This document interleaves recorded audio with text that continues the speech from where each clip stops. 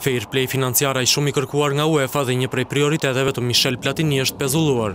Gjykata e shkallës së parë në Bruksel miratoi pjesërisht kërkesën e avokatit Dupont për heqjen e kufizimit të deficitit të klubeve. Avokati, i cili është i famshëm për ligjin Bosman dhe që ndryshoi sportin, kaloi në gjykatën e drejtësisë së Bashkimit Evropian çështjen rreth legjislacionit që impononte masa shtrënguese për klubet, të cilat duhet të shpenzojnë vetëm aq sa kanë të ardhura.